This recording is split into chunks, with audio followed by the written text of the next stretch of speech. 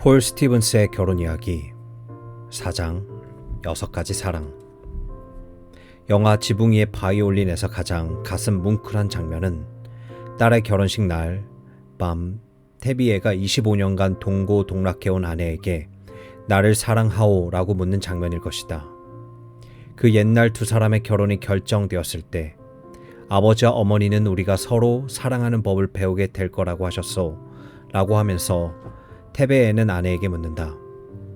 그래서 이제 당신에게 묻는 건 네, 고르되 당신 나를 사랑하오?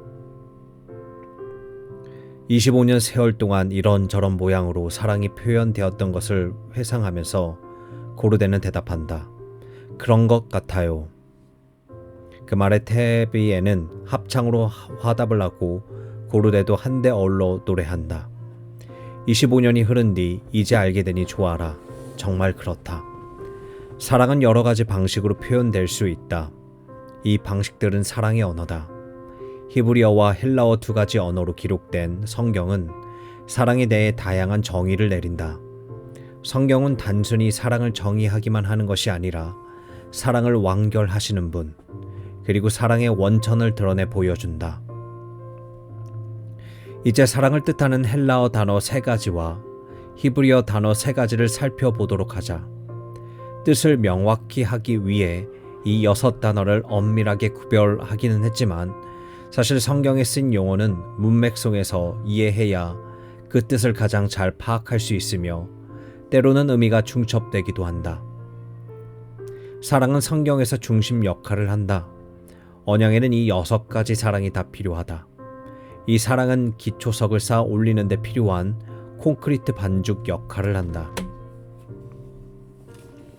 아가페는 신약 성경 기자들이 예수 안에서 만난 특별한 사랑을 설명하는 말로 변모시킨 고대 헬라어다. 헬라어로 된 고전들에서 이 말은 영예를 뜻하지만 기독교에서는 이 말을 사랑이라는 뜻으로 사용했다. 이 사랑은 가능한 최대한의 영역 너머까지는 미치는 사랑이다. 이 사랑은 자연 발생적이다. 이 사랑에는 이유가 필요 없다. 이것은 뭐뭐 때문에 너를 사랑한다고 말하는 사랑이 아니라 그저 너를 사랑한다고 말하는 사랑이다. 예수께서 이 세상을 사신 방식을 보면 이 사랑의 의미를 알 수 있다.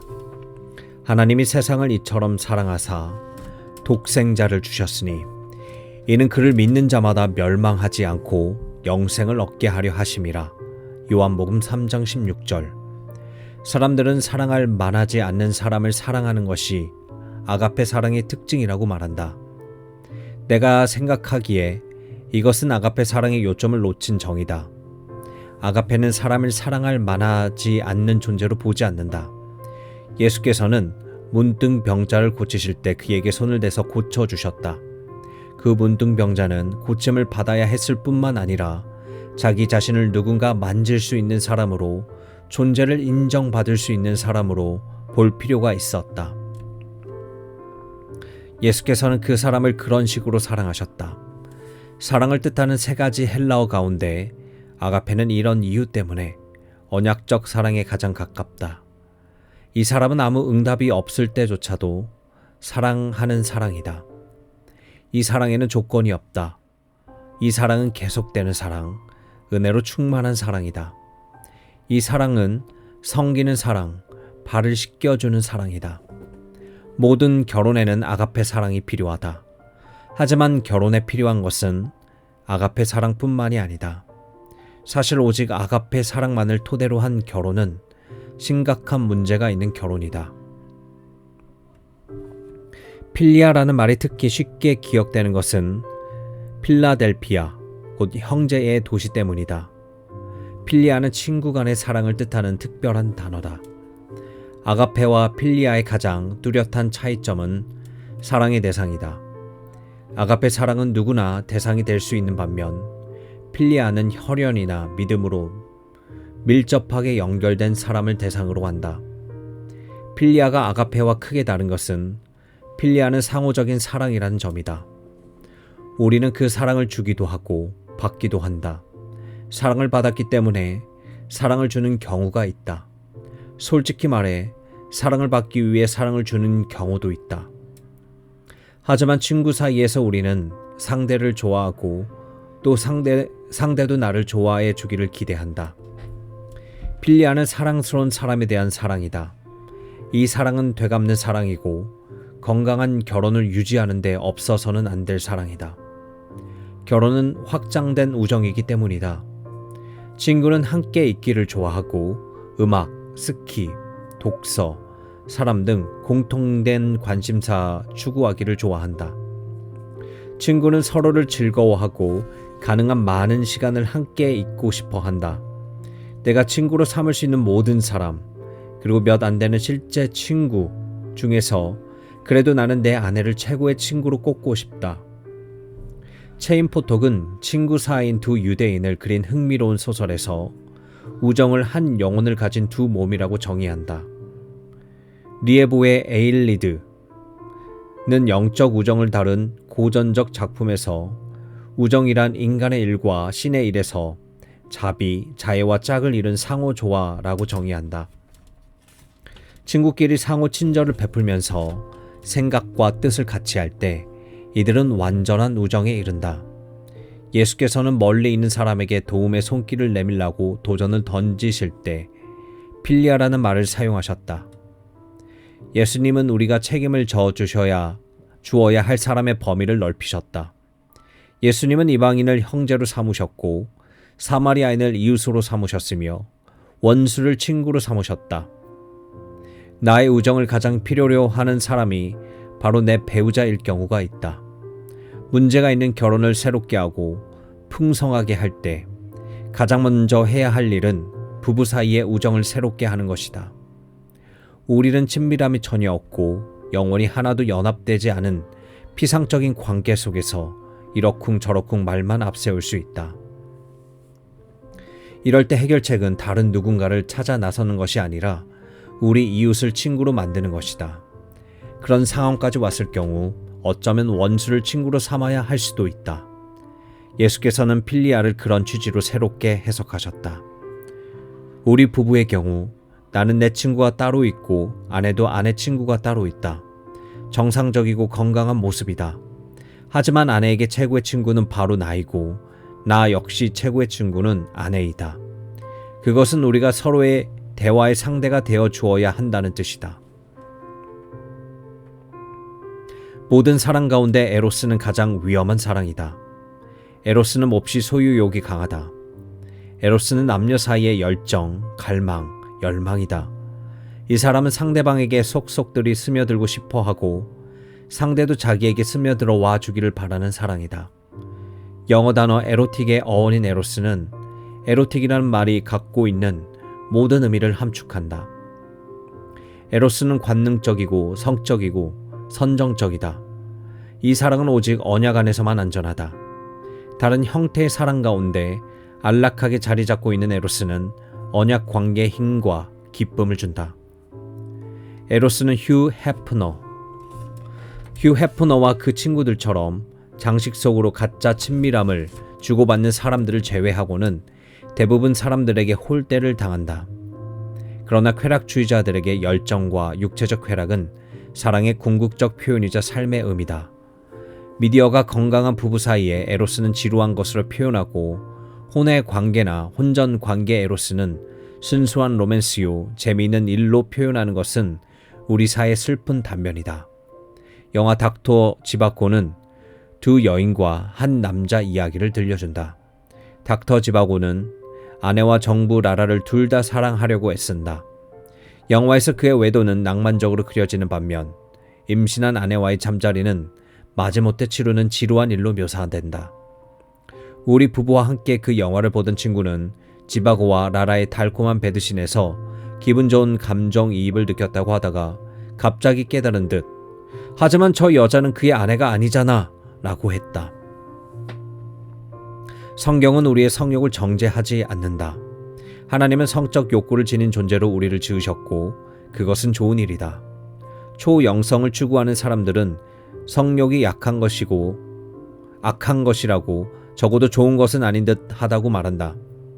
하지만 언약 관계 안에서 에로스는 우리 시대 문화가 조장하는 거침없는 욕정과는 거리가 멀어도 한참 멀다. H.H. 볼프는 구약 성경의 인간학에서 암몬이 자기 이복 누이 다말을 강간하고 그 뒤 암몬이 그를 심히 미워한다고 할 만큼 급작스러운 태도가 돌변한 것에 대해 이렇게 논평한다. 이 급격한 변심은 그릇된 욕구가 어떤 것인지를 여실히 드러내 보여준다.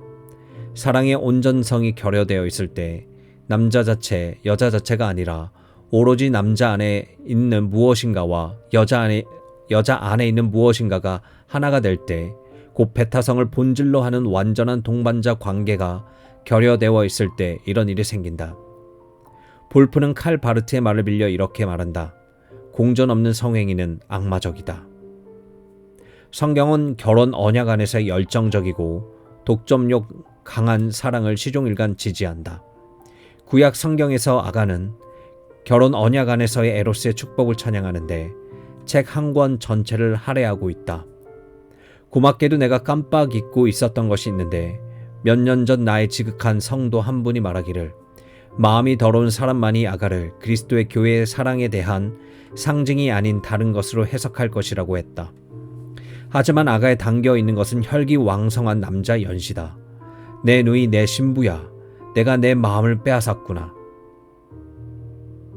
아가서 4장 9절. 이는 거룩한 선정주의, 구속받은 열정이다.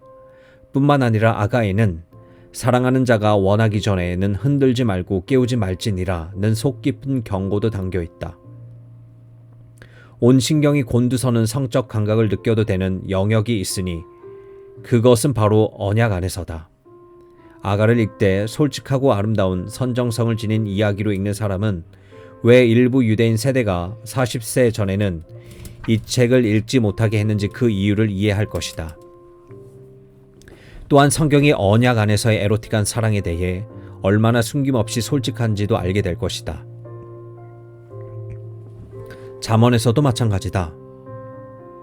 내 셈으로 복되게 하라. 내가 젊어서 취한 아내를 즐거워하라. 그는 사랑선 암사슴 같고 아름다운 암노루 같으니 너는 그의 품을 항상 족하게 여기며 그의 사랑을 항상 연모하라. 내 아들아 어찌하여 음녀를 연모하겠으며 어찌하여 이방 계집의 가슴을 안겠느냐.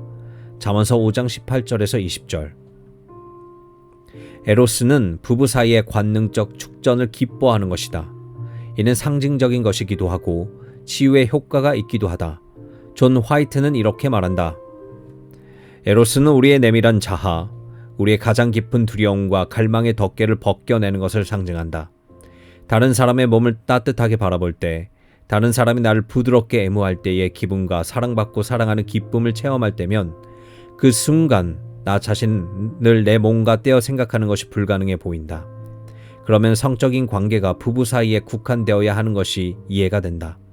상대 존재를 받아들이고 상호간의 모든 것을 드러내 보여주는 것은 순간의 행위가 아니라 마치 천을 짜 나가듯 평생을 조심조심 엮어 나가야 할 일이기 때문이다.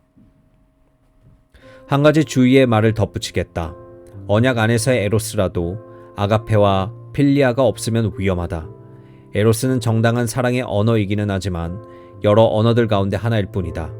사랑하는 자가 원하기 전에는 이 사랑을 흔들어 깨워서는 안 된다.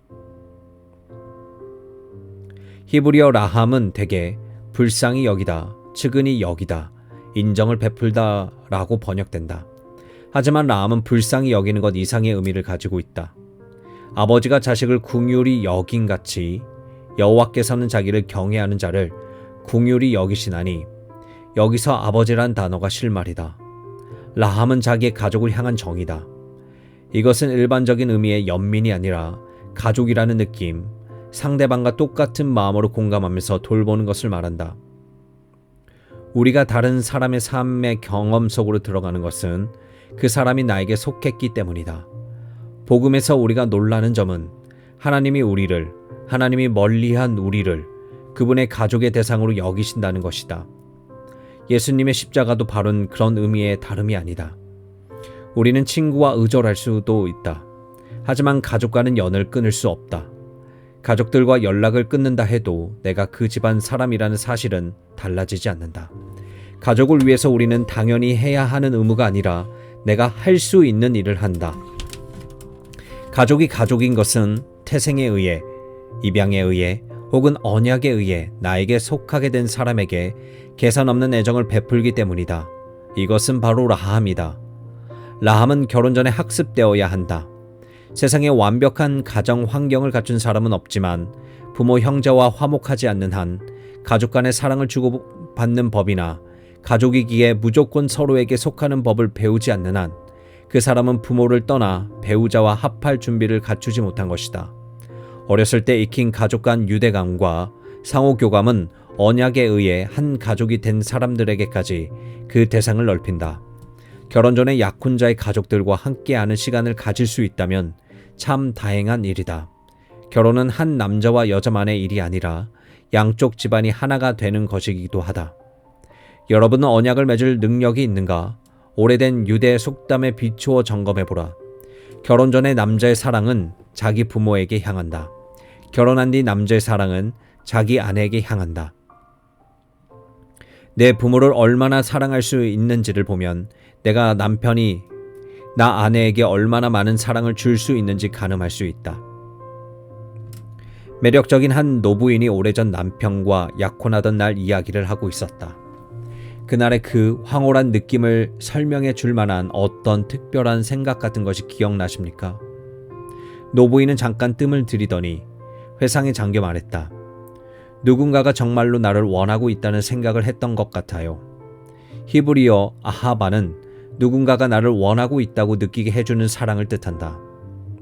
이 단어의 어원은 불타다, 불붙이다, 불지르다 라는 의미를 갖고 있다. 아하바는 부부간의 사랑을 뜻하는 전형적인 단어다. 야곱이 라헬을 위하여 7년 동안 라반을 섬겼으나 그를 사랑하는 까닭에 7년을 며칠까지 여겼더라. 창세기 29장 20절. 인간의 순수한 사랑을 말하고 있는 이 말씀은 기다리고 구애하며 마침내 획득하는 아하바 사랑을 더없이 잘 표현하고 있다. 구애하다는 말은 오늘날 거의 죽은 단어가 됐다. 구원하다는 단어도 마찬가지다. 다행한 것은 구애 자체는 죽은 개념이 아니라는 것이다. 사실이 그러하니 우리가 힘을 합해 이 단어를 되살릴 수 있을 것이다. 구애는 한마디로 남자가 한 처녀에게 자기 신부가 되어 달라고 간청하며 마침내 뜻을 이루는 달콤한 과정을 말한다. 아하바는 설득을 하되 교묘하게 속이지 않고 공격적이되 횡포 부리지 않고 감정에 호소하되 유혹하지는 않는다. 아하바는 두 사람이 언약을 맺는데 꼭 필요한 사랑이다. 하나님은 예루살렘의 마음에 닿도록 말하 라고 설교자에게 명시하되 구애를 뜻하는 평범한 히브리어 단어를 써서 말씀하신다. 하나님은 답변을 받아야 할 권리를 요구하시지 않고 자신의 호소가 사랑과 신뢰로 화답할 때까지 기다리신다. 설교란 본질적으로 구애하는 것이며 증거하는 것도 마찬가지다. 설교는 상대방의 전인을 향해 따뜻하게 호소하는 것이며 머리보다 가슴을 앞세우되 가슴이 머리를 대신하지는 않는다.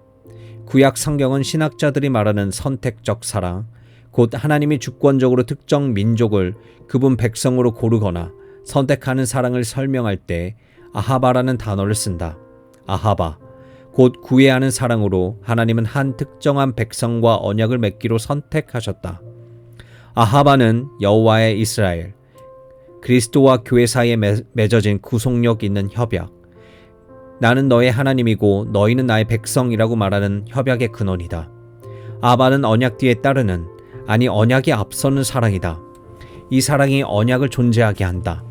여호와께서 너희를 기뻐하시고 너희를 택하심은 너희가 다른 민족보다 수요가 많기 때문이 아니니라.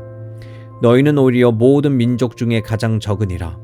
여호와께서 다만 너희를 사랑하심으로 말미암아 또는 너희의 조상들에게 하신 맹세를 지키려 하심으로 말미암아. 이스라엘은 하나님께 정말로 원하시는 바였다. 하나님께 대한 이스라엘의 사랑은 응답하는 사랑, 조건부의 사랑이지만 이스라엘에 대한 하나님의 사랑은 무조건적이고 주권적이고 아무 공로 없이 주어지는 사랑이다. 그리스도 안에 있는 사람은 누군가가 원하는 아이가 된다. 이게 어떤 것인지 깨달을 수 있다. 윈저 공은 영국 왕실에서 자라며 교육받던 어린 시절을 회상하면서 말하기를 자기 아버지 조지 5세가 날마다 내가 누구인지 절대 잊지 말거라 라고 말하고 했다고 했다. 그리스도인도 자기가 누구의 소유인지 항상 기억할 필요가 있다. 구애하는 사랑은 미혼자만을 위한 사랑이 아니다. 기다리고 구애하여 마침내 손에 넣는 이 사랑은 언약 관계를 맺은 사람들에게 더 중요하다. 언젠가 옥스퍼드에서 열린 한 컨퍼런스에서 나는 점잖은 영국인 청중을 향해 이런 말을 했다. 침대 옆에 촛불 하나 밝혀두는 것이 아내와의 잠자리를 위한 낭만적 분위기를 조성하는데 얼마나 효과적인지 모른다고 말이다. 그런데 다음날 아침 식사 때 누가 이런 쪽지 하나를 건네주었다. 오늘 아침 늘 조용하기만 하던 옥스퍼드 마을에 소문이 돌고 있습니다. 소문인즉 이제 힐데보의 홀에 모였던 청중은 전국적으로 정기 노동자들의 파업이 있을 것을 사전 통보받은 게 분명하다는 겁니다. 온 마을의 양초 재고가 바닥이 났으니 그럴만도 하죠.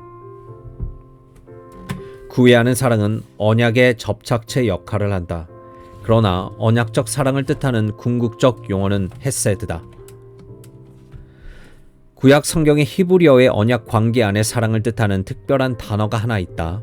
그것은 바로 헤세드다. 이 단어 자체는 번역이 거의 불가능하다. 성경 번역자들은 뜻이 비슷한 여러 가지 단어, 예를 들어 인자, 선대, 인애, 사랑인애, 자비 등으로 이 단어를 번역했다. 헤세드는 전형적인 언약적 사랑이다. 이것은 두 당사자 간에 맺어진 언약을 지키고 이행하는 사랑이다. 우리는 언약적 사랑이 예레미야애가 3장 22절에서 23절을 바탕으로 한 찬양곡의 내적 논리라는 것도 모른 채 교회에서 언약적 사랑에 대해 노래를 한다. 주의 인자는 끝이 없고 그의 자비는 무궁하며 아침마다 새롭고 늘 새로우니 주의 성실이 큼이라. 성실하신 주님. 하나님은 단순히 우리를 친절히 대하시는 분이 아니다. 하나님은 우리를 그분의 신부로 삼으사 우리에게 절대 성실하기로 결단하시며 또한 우리가 기꺼이 받고자 하는 모든 축복으로 우리와의 언약을 가득 채우시기를 결단하신다. 헤세드는 단순한 사랑이 아니라 충성을 더한 사랑이다. 이것은 단순히 충성이 아니라 사랑을 위한 충성이다. 십계명은 언약 백성을 위한 규정이요 생활 방식이다. 헤세드는 언약의 의무에 따라 산다는 의미다. 이것은 단순한 애정이 아니라 성실함을 더한 애정이요 단순한 정서가 아니라 성김을 더한 정서다. 헤세드는 감정을 넘어 헌신을 포함한다. 충실한 사랑이라는 영어 단어가 바로 이런 개념을 나타낸다. 오래된 결혼 서약 중 거기에 더하여 내 충성을 맹세합니다 라는 문구가 그렇듯 이는 내가 언약에 충실할 것을 의미한다. 제임스 알티스는 내 성실을 맹세합니다 에서 성실이라는 고어를 다시 끄집어내므로 우리가 잃어버렸던 이 부분을 되찾으려고 하고 있다. 그는 이 단어가 신뢰, 믿음직한, 착실함, 바른 양심, 순진함, 진정성, 성실성, 부부간 신의 등의 뉘앙스를 담고 있다고 주장한다. 변화가 심하다, 변덕스럽다, 믿을만하지 못하다, 의문스럽다, 엉뚱하다, 불충하다, 뿌리가 없다, 신뢰할 수 없다는 말은 모두 충성스럽지 못하다는 말의 다름이 아니다. 알티스는 결혼을 성관계와 같은 육체적 행위의 영역, 가슴 따뜻함과 같은 변하기 쉬운 감정의 면에서 생각하지 말고 부부로 사는 모든 경험을 떠받쳐주는 것, 곧 충성의 차원에서 생각하라고 말한다. 육체 관계는 성실함을 주고받는 것에서 생겨나와 주님께서 부부에게 주신 선한 선물로서 완성된다고 그는 말한다. 다른 모든 사랑보다도 헤세드는 언약에서 가장 석재 역할을 하는 것들을 제자리에 유지시켜주는 회반죽 역할을 한다. 부부간 정절은 결혼 서약을 지키는 방법이다.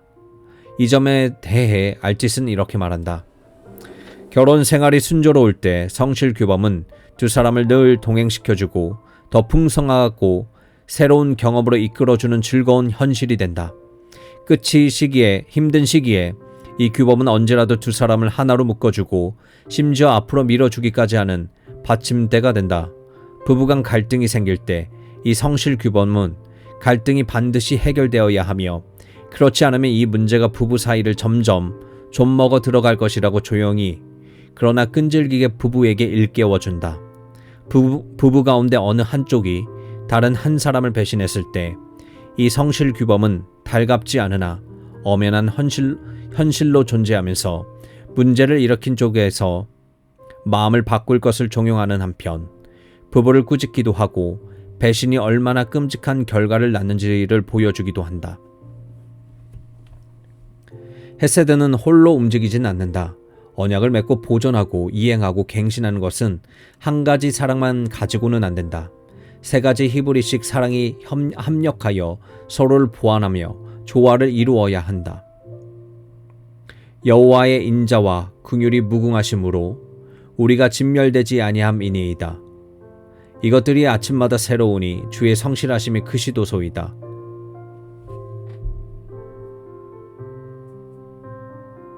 다윗이 바세바의 간음을 범한 뒤 죄를 자복하는 기도에서 보면 그가 회복의 소망을 가질 수 있는 근거는 주님의 충성스러운 사랑과 가족이었다. 하나님이여 주의 인자를 따라 내게 은혜를 베푸소서. 주의 많은 긍휼을 따라 내 죄악을 지워주소서. 시편 51편 1장 1절. 여호와께서 너희를 기뻐하시고 너희를 택하심은 너희가 다른 민족보다 수요가 많기 때문이 아니니라. 여호와께서 다만 너희를 사랑하심으로 말미암아 여호와는 하나님이시요 신실하신 하나님이시라. 그를 사랑하고 그의 계명을 지키는 자에게 천대까지 그의 언약을 이행하며 인애를 베푸시되. 신명기 7장 7절에서 9절. 우리에게는 이 모든 사랑이 다 필요하다. 하지만 부부 사이에서는 다른 어떤 사랑보다 충성된 사랑 헤세드가 더 필요하다. 사랑은 관계에서 바탕을 둔다. 관계가 일시적일 경우 이 부부는 헤세드 사랑을 절대 알 수 없다. 부부 사이에 즉흥적 기쁨 따위는 없다. 구속력 있는 맹세가 없으면, 성실함이 없으면, 헤세드가 없으면 힘들 때를 견뎌낼 부부가 없을 것이다. 침체기는 부부 사이를 새롭게 하고 더 깊이 있게 하는데 없어서는 안 될 서막인데 헤세드가 없으면 이 침체기를 견디고 살아남는 부부가 거의 없을 것이다.